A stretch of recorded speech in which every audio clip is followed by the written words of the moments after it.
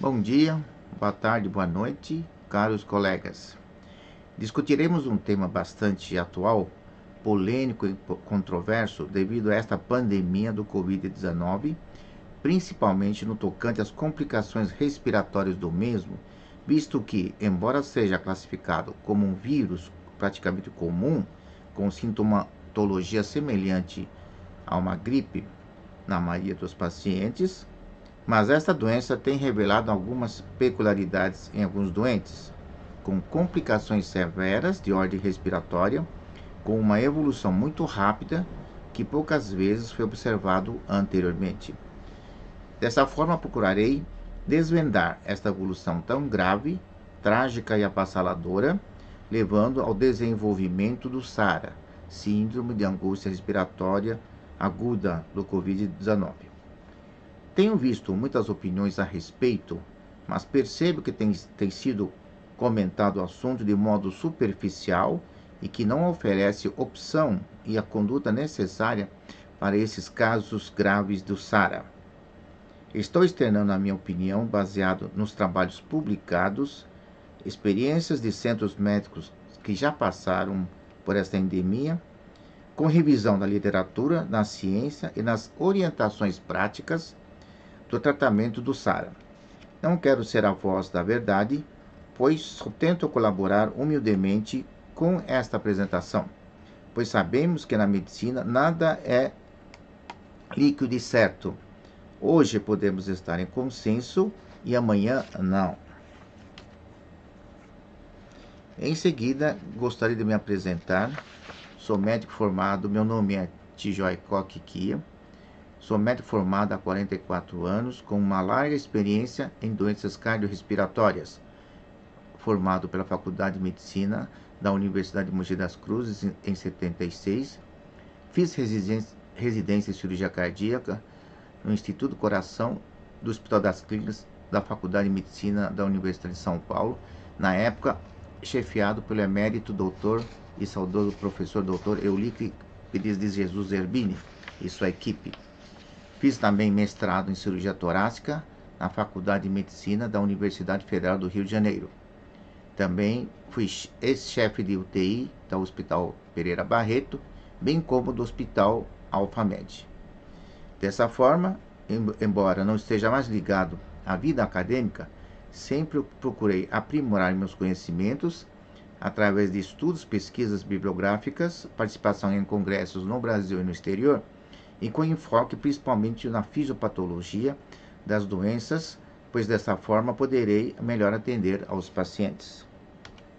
Dessa forma, discutiremos todos esses itens aqui escritos: fisiopatologia do vírus, quadro clínico, ativação do sistema imunológico, tratamento da viremia, causas da hiperreatividade do sistema imunológico, tratamento da SARA, tratamento da tempestade de citocinas, conclusões e considerações gerais. A fisiopatologia do vírus começa com a entrada do vírus através de gotículas de ar que são eliminados pela tosse, por espirro, e fazendo com que essa partícula de vírus seja contaminado através do aerosol. Dessa forma, o vírus penetra no nariz pela aspiração, e eles vão se localizar principalmente em dois locais: na orofaringe e nos pulmões. Nos pulmões, o Covid-19 tem preferência ao epitélio pulmonar, principalmente nas células do epitélio alveolar, nos pneumócitos do tipo 1, que é responsável pelas trocas gasosas, e nos pneumócitos do tipo 2, que é responsável pela produção de substância surfactante, responsável pela que os alvéolos não se colabam. Então aqui vemos um vírus invadindo após a aspiração, após a entrar na circulação sanguínea, um vírus invadindo uma célula. Como é que o vírus se invade a célula? Esse vírus, o coronavírus, apresenta vários tentáculos, como esses aqui em flechas, como essas aqui, né? Que são chamados de receptores. Eles são receptores AC2, em inglês, ou ECA2. Então, eles têm essa característica de serem ligar às células que tem a mesmos receptores nos vasos, na orofaringe, nos pulmões, rins, cérebro e outros locais. Dessa forma, o vírus, ao ligar nos receptores, ele faz o processo da endocitose, em que aqui vimos o vírus já metade dentro da célula, liberando o RNA, como aqui em outro diagrama esquemático mostrado dessa forma. Em seguida, dentro da célula, o vírus lança seu RNA para dentro do retículo endoplasmático, onde esse RNA do viral penetra para ser metabolizado, liga-se a uma proteína dentro do retículo endoplasmático e, num processo metabolismo complexo, o vírus penetra na célula através dos receptores AC2. Com um metabolismo complexo, ele é replicado e multiplicado e eliminado na corrente sanguínea. Dessa forma, segundo alguns especialistas, uma célula contaminada pelo vírus pode produzir 10.000 cópias de vírus em 1 hora. Imagine, nós temos em cerca de 600 milhões de alvéolos e cada alvéolo temos dezenas de células. Se você multiplicar isso por se 1/3 do mesmo alvéolos, quantidade de alvéolos forem contaminados, quantos milhões de alvéolos de vírus serão produzidos, né? Mostrando a sua grande virulência. Aqui, depois já fabricado, faz o processo da exocitose, em que o vírus, após formação, ele sai da célula.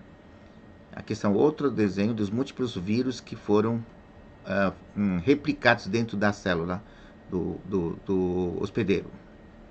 Após a multiplicação, ocorre-se a apoptose, ou seja, a liberação do vírus, liberando as células, o hospedeiro morre e liberando milhões ou dezenas de vírus dentro da corrente sanguínea. Dessa forma, eles vão provocar um quadro clínico, né, devido a essa viremia. Sintomas principais que a gente já conhece: febre, tosse, falta de ar e, consequentemente, posteriormente, a pneumonia. Após, então, a infecção viral dentro do corpo humano, ativa-se a nossa defesa, que consiste na ativação do sistema imunológico, que, revisando a parte da imunologia, vamos ativar as células do sistema imune, representadas principalmente pelos leucócitos, como basófilos, eosinófilos, neutrófilos, mastócitos, monócitos, macrófagos, células dendríticas, NK cells e células T e células B. Aqui temos um outro esquema explicando a ação dos leucócitos, que nós podemos classificar em 2 grupos: o sistema imune do tipo inato e do sistema adaptativo. O inato, ou seja, a gente já nasce com a defesa pronta, representada pelos granulócitos, basófilos, eosinófilos, neutrófilos, mastócitos, dendríticos, monócitos, macrófagos, e os adaptativos, que é representado pelos linfócitos, ou seja, uma resposta imune tardia, que é ativado pelos subclasses dos linfócitos, natural killer cells, B cells e T cells. Todas essas enzimas vão produzir o quê? Um processo inflamatório, produzindo várias citocinas ou enzimas, como histamina, serotonina, lisozimas, radicais livres, prostaglandinas, que vão ser ativados a fim de combater a infecção viral ou qualquer outro micro-organismo. Portanto, concluindo, a princípio, o nosso sistema imunológico traz efeito benéfico ao liberar citocinas, que são essas substâncias citadas anteriormente, como defesa contra a invasão de micro-organismos. E qual é a evolução dessa infecção? Então, em cerca de 80% dos vírus dos pacientes infectados pelo Covid-19 terão sintomas leves ou quase assintomáticos, e naturalmente eles praticamente ficarão curados. Enquanto que 80% estão assintomáticos, 20% restantes vão sofrer algum tipo de acometimento ou vão ter necessidade de tratamento, né, para combater essa viremia. E qual o tipo de tratamento do Covid-19? Existem dois enfoques que têm que ser considerados. Primeiro, o tratamento da viremia e o tratamento da SARA, que são coisas distintas. E daremos enfoque ao tratamento da SARA.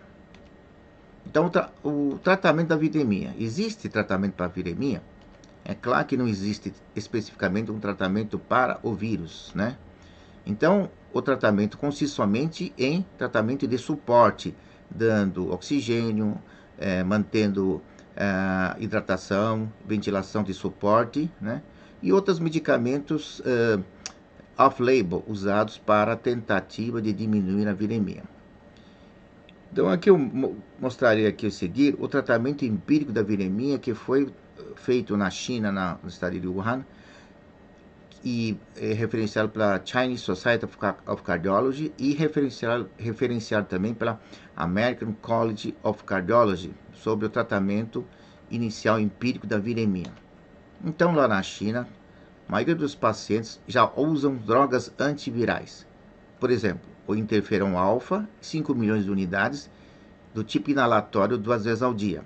Eles usam também lopinavir, ritonavir, 200 a 550 mg, 2 cápsulas 2 vezes ao dia, não excedendo 10 dias. Essa medicação é usada normalmente para HIV. Juntamente, eles podem usar também ribavarin, 500 mg, 2 a 3 vezes ao dia, endovenoso, e também um outro antiviral, Arbidol, 3 vezes ao dia, não mais do que 10 dias. Esse Arbidol só tem ele foi descoberto na Rússia e somente só tem na Rússia e na China. E aqueles casos que não conseguirem tratamento eficiente, eles fazem a tentativa com o uso de fosfato de cloroquina, 500 mg 2 vezes ao dia, não excedendo mais 10 dias.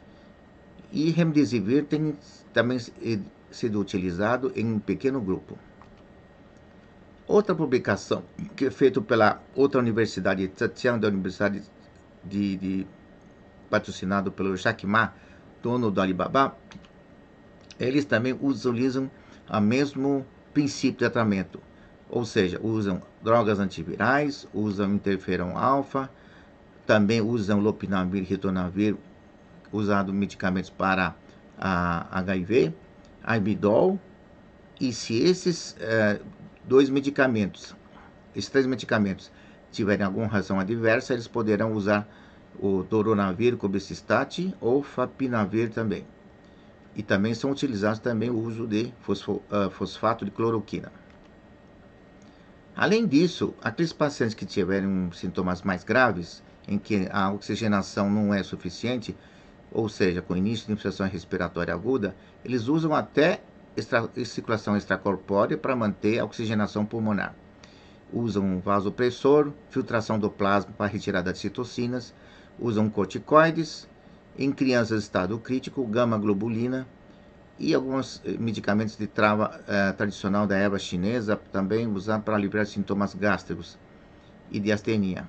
Inclusive, na Universidade de Zhejiang, eles usam até transplante pulmonar. Esses são os outros medicamentos off-label que tem no mundo: remdesivir, hidrocloroquina, galidesivir, favipiravir, mefloquinina, invermectina, que é o Invermec, nitazoxanida, que é o Anita, azitromicina e danoprevenir, que é também outro antiviral encontrado somente na China. Voltando à epidemiologia, desses 20% dos pacientes que estão com insuficiência respiratória, 5% vão necessitar de intubação.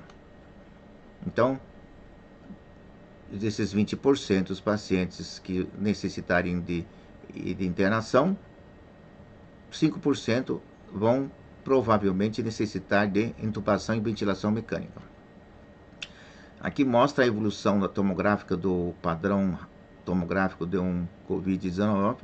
Se vê a presença de múltiplos focos nodulares, periféricos, né, e basais. Outro padrão já um pouco mais grave, a evolução de um paciente que teve a óbito, nos primeiros raios na tomografia praticamente normal, a evolução dela com a presença de vidro fosco, né, levando até o óbito. Esse é um outro caso mais grave ainda, a presença da vidro fosco bastante acentuado na região periférica.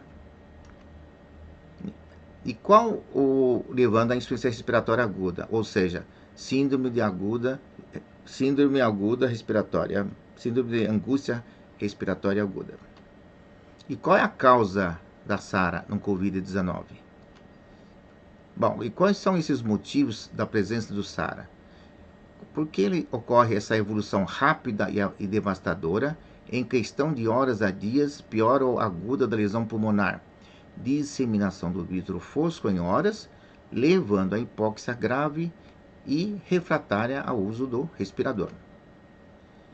Não é por causa das características especiais desse vírus, porque o COVID-19 ele tem um genoma bastante estável, tem um alto grau de transmissibilidade, disseminação ultra rápida, ele pode esse RO significa que pode contaminar de 3 a 7 pessoas praticamente, um pessoal assintomático.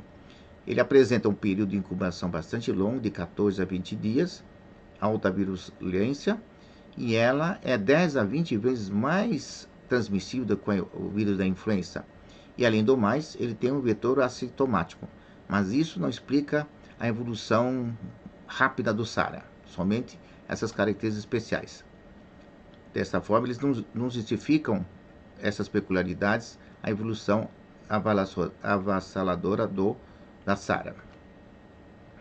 Então, eles não explicam. E qual a justificativa do vírus para essa evolução tão devastadora?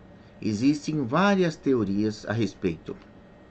A teoria mais aceita por muitos cientistas para elucidação da grave evolução e corroborado pelas seguintes universidades de Alabama, Yale School of Medicine, Johns Hopkins Hospital, Cleveland Clinic, Tufts University, Purdue Jackson Memorial Hospital, University of Valley de Hebron da Barcelona, Universidade da Alemanha, ou seja, Universidade de Guangzhou, de Zhejiang e até de Londres, que é a causa principal do SARA no COVID-19, chama-se tempestade de citocinas.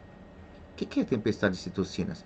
É como uma explosão atômica de citocinas de maneira abrupta, repentina no indivíduo. É também chamado em inglês de cytokine storm, cytokine release syndrome, né? Mas na realidade, o que é tempestade de citocinas? Tempestade de citocinas ocorre é uma ativação maciça do sistema imunológico com extrema liberação de citocinas de maneira descontrolada, ou seja, uma explosão de bomba atômica de citocinas. Com ativação das células granulocíticas e agranulocíticas, células B, células T, células endoteliais, monócitos, macrófagos, células dendríticas, células natural killers, linfócitos citotóxicos. Todas essas enzimas, todas essas células são citocinas. Então, ou seja, ele provoca uma inflamação maciça dentro do corpo humano, com grande liberação de citocinas e, consequência, aumento de substâncias vasodilatadoras, aumento da permeabilidade capilar nos alvéolos, levando à congestão alveolar. E o que são citocinas? São moléculas de baixo peso que regulam proteína e glicoproteínas. Funcionam como hormônio. Ela é secretada pelos leucócitos anteriormente descritos, e outras células em resposta a vários estímulos, principalmente ativados pelos linfócitos, macrófagos, etc. Provocando o quê? Uma reação imunológica inflamatória. Que temos aqui descritos os tipos de citocinas, né? São as interleucinas, que existem interleucina 1 a interleucina 38, tumor necrótico tumoral, TNF, interferon, quimiocinas, CSF e TGF. São todos tipos de citocinas que vão agir em um determinado local do nosso corpo. Então, resumindo, As citocinas, quando liberadas pelos vasos, vão ao local, no caso o pulmão, provocar o que? Liberação excessiva dessas citocinas dentro dos pulmões. Aqui um outro resumo esquemático dos efeitos das citocinas. Após a ativação das citocinas entra na membrana celular, eles são ativados, todas as interleucinas 1, 2, 3, 4, 16, né? Deixa eu ver o próximo que explica melhor. Todas essas citocinas vão provocar o quê? Liberação, uma tempestade de citocinas, que aumentam a permeabilidade capilar, vão provocar falência de múltiplos órgãos, congestão pulmonar, lesão pulmonar, provendo SARA, e também agindo diretamente sobre o coração, provendo choque cardiogênico. Pode ativar também, com a liberação das citocinas, a CIVD, coagulação intravascular disseminada, e falência de múltiplos órgãos. Então, dessa forma, a tempestade de citocinas, resumindo, é a liberação de substâncias vasodilatadoras nos pulmões, através da liberação da histamina e seus derivados, como bradicinina, calicreína, serotonina, ácido nítrico, né? Vão provocar nos alvéolos uma alteração da hematose. Aqui verificamos os alvéolos normais, em que o alvéolo está íntegro, com a membrana íntegra, com as capilares pulmonares normais, né? Onde faz a troca gasosa normal.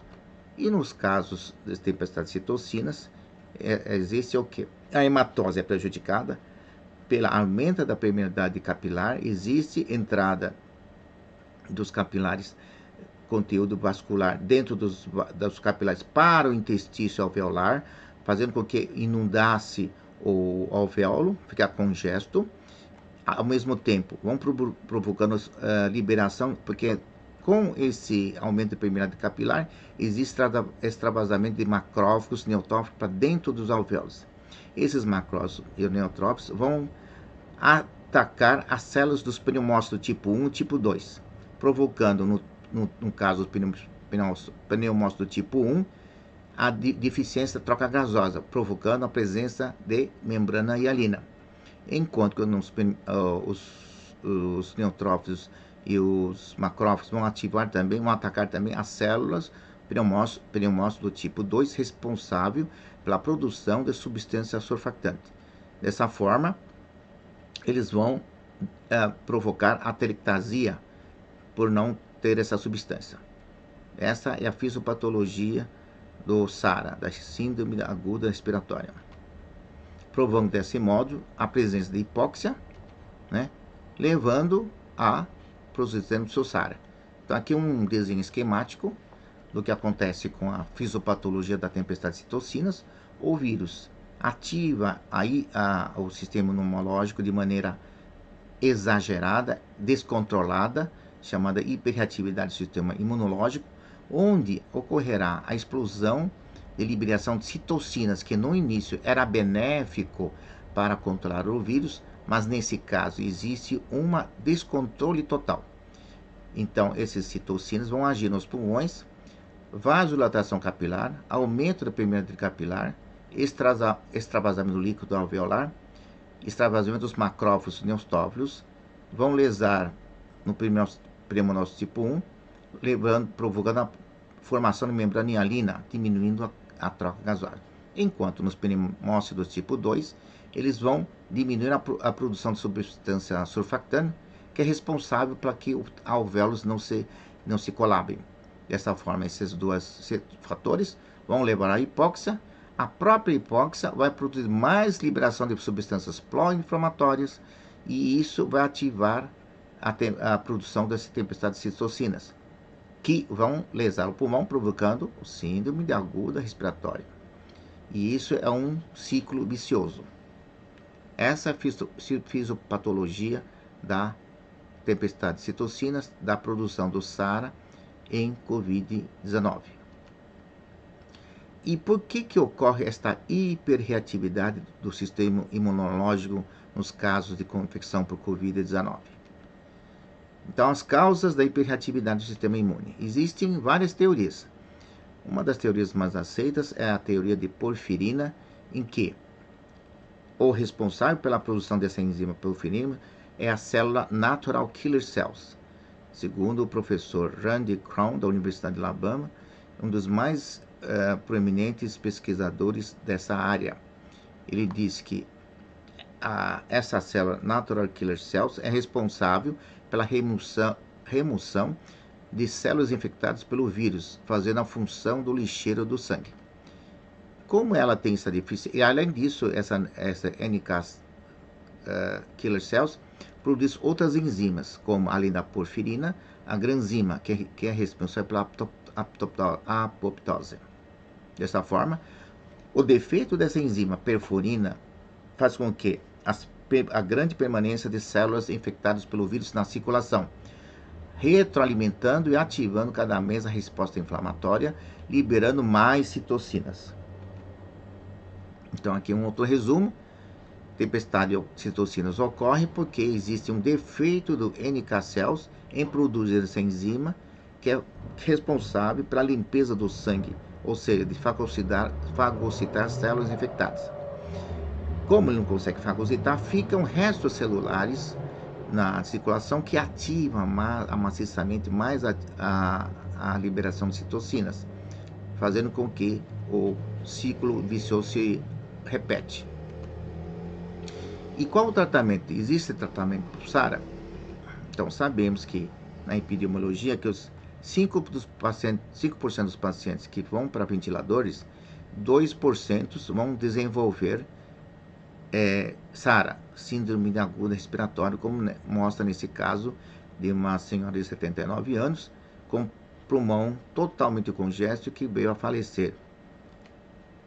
Então, qual o tratamento da tempestade de citocinas? Existem dois caminhos para a tempestade: ou o uso de corticoides ou o uso de antagonistas de interleucina 6. Por que corticoide? Porque como é uma doença autoimune, a princípio, qualquer medicamento que diminua a imunidade, a princípio, seria benéfico. Então, o corticoide pode ser usado. Só que o corticoide não é um tratamento de escolha por não ser específico, ele diminui a imunidade por inteiro. Enquanto que o antagonista de interleucina 6, ele já vai somente bloquear essa interleucina que é o responsável principal pela presença de tempestade de citocinas. Vamos seguir. Então, a principal citocina envolvida na tempestade de citocinas é a interleucina 6. Se bem que é liberado também outras interleucinas, TNF, alfa e outras citocinas acima descritas. Então, o tratamento consiste em bloquear essas citocinas, que é o melhor que nós podemos obter até o momento. Então, como é que faz isso? Se usa-se uso de anticorpo monoclonal para bloquear essa interleucina 6. Portanto, o tratamento de citocinas, existe uma luz no fim do túnel, ou seja, nós temos uma esperança para esses casos graves de SARA. A principal droga existente até o momento e que tem mais pesquisa chama-se tocilizumab, que é um anticorpo monoclonal já usado na reumatologia e oncologia.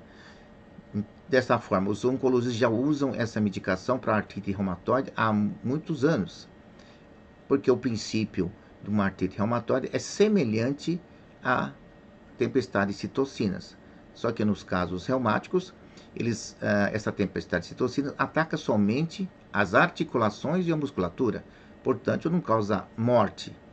Mas no caso da Covid-19, esses tempestades de citocinas atacam os pulmões, levando ao quê? Congestão, insuficiência respiratória, SARA e refratário medicamento e morte.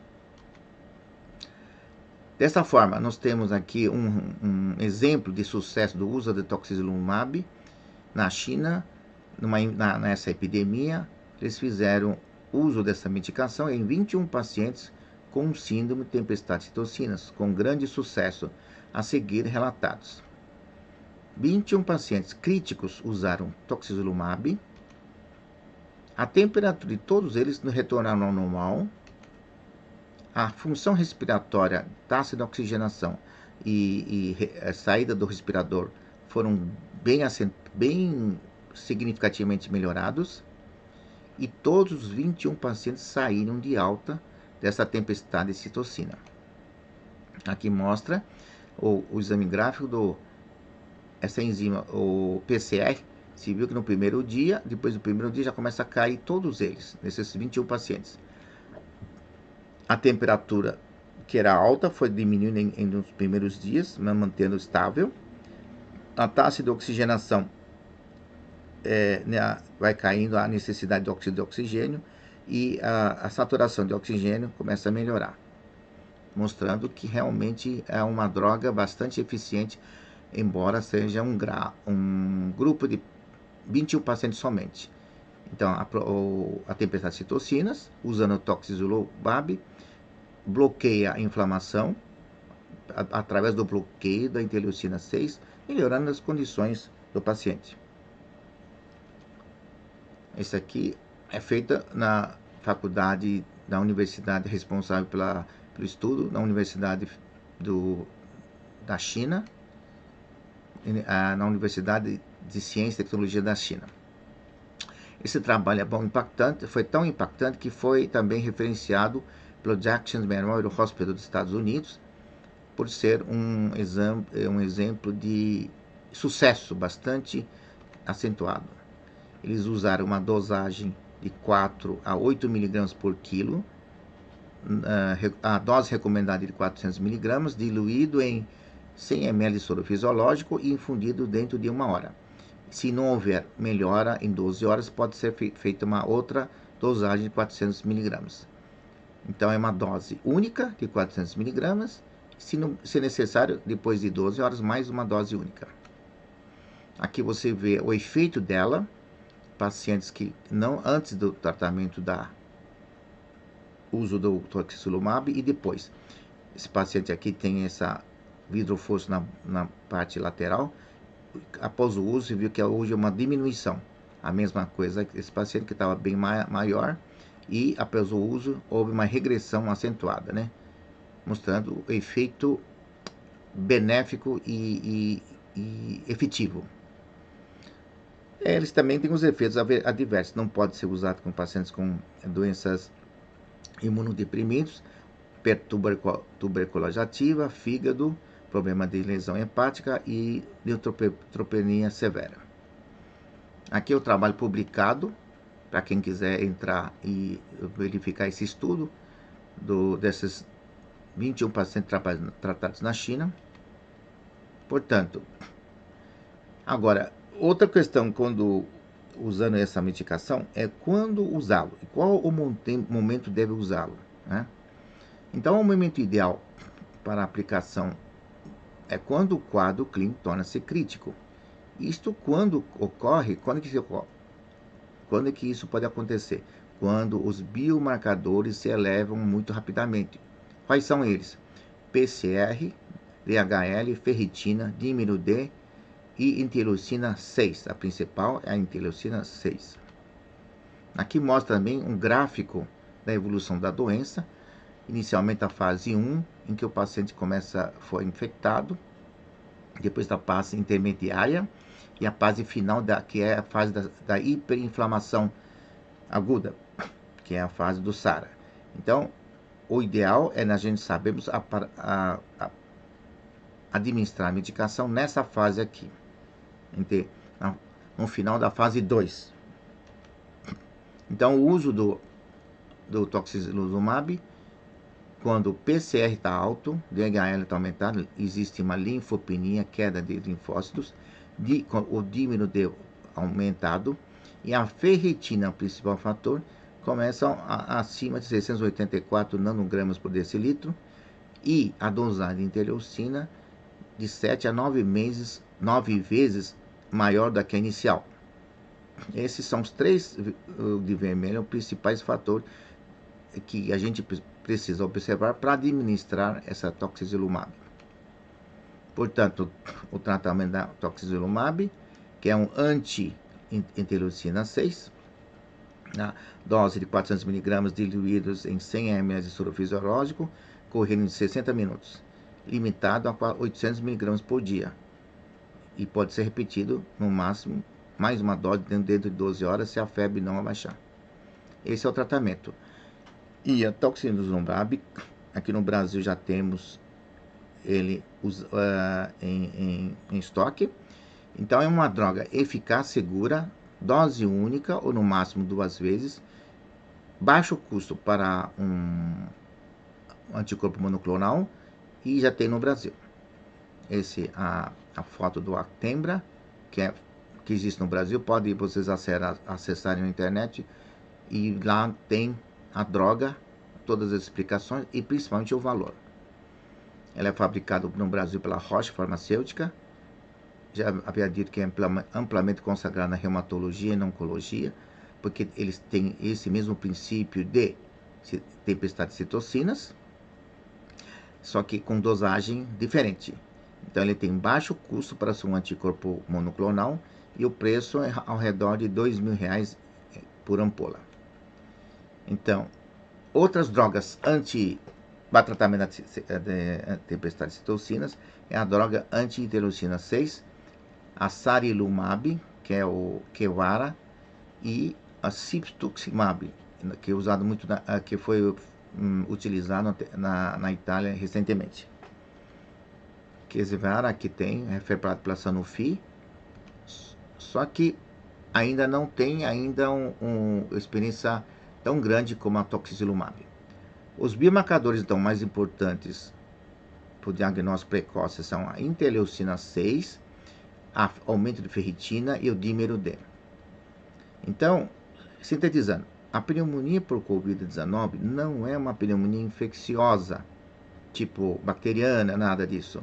Ela é uma doença, a princípio, autoimune, ou seja, o vírus estimula o nosso sistema imunológico a produzir de maneira descontrolada grandes quantidades de citocina. E essas citocinas começam a atacar o nosso próprio corpo. Ou seja, quando existe excesso de citocina, ocorre a provocar a doença do SARA. Aqui, a fisiopatologia total do Covid-19. O vírus ativa o sistema imunológico de uma maneira descontrolada, ativando todas essas células aqui embaixo, NK cells, células B, T, macrófagos, monócitos, células endoteliais, a produzirem citocinas, uma explosão atômica de citocinas, principalmente a interleucina 6, que vão agir no sangue, no fígado, nos rins, vasos, pulmões, coração e cérebro, levando a tempestade de citocinas.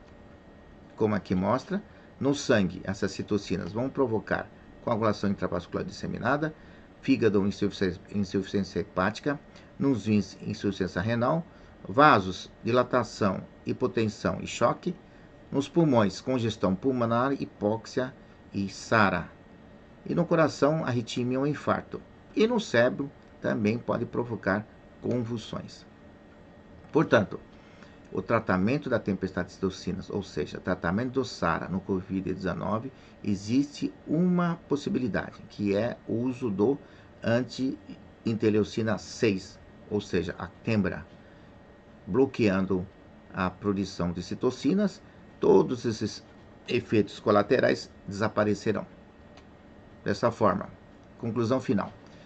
SARA é uma grave complicação do Covid-19, com uma alta taxa de mortalidade, com uma evolução rápida, agressiva e mortal, motivado pela hiperreatividade do sistema imune de maneira descontrolada, provavelmente por defeito de porfirina das células natural killer cells, provocando o surgimento da tempestade de citocinas. E a principal citocina produzida por essa tempestade chama-se interleucina 6. O tratamento, portanto, consiste no uso de bloqueadores de interleucina 6. Uma delas, a mais utilizada e a maior experiência no mundo, é a toxilizumab. Teve muitos excelentes resultados na China.